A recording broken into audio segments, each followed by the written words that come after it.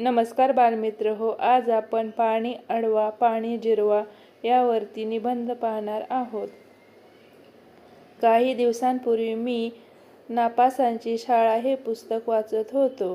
त्यात उगवळीत आणि श्रीमती वेदवती यांनी अतिशय योग्य संदेश दिला आहे, तो म्हणजे त्यातील मुले कदम गावाला भेट देतात। कदम गाव चारही बाजूंनी डोंगरांनी वेधले होते, पण तेथील डोंगर वेगळेच होते।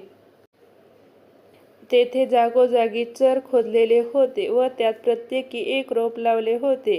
पावसाचे पाणी त्या खड्ड्यांमध्ये साचत व जिरून जात, त्यामुळे झाडांना पाणी देण्याचे कष्ट वाचत।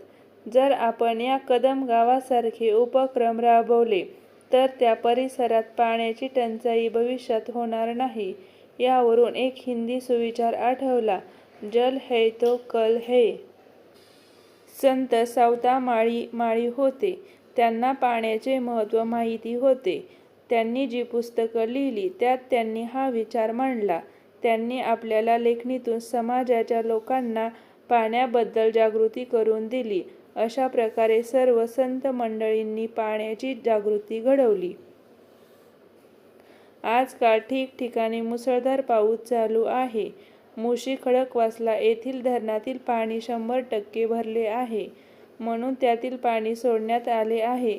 तसे न करता त्यातील थोडे थोडे पाणी सोडले पाहिजे। वाणी आणि पाणी जपून वापरा। वाणीमुळे तुमचे वर्तमान व पाण्यामुळे तुमचे भविष्यकाळ सुरक्षित राहणार आहे। धन्यवाद मित्र हो, असेच नवनवीन व्हिडिओ पाहण्यासाठी चॅनलला सबस्क्राईब करा।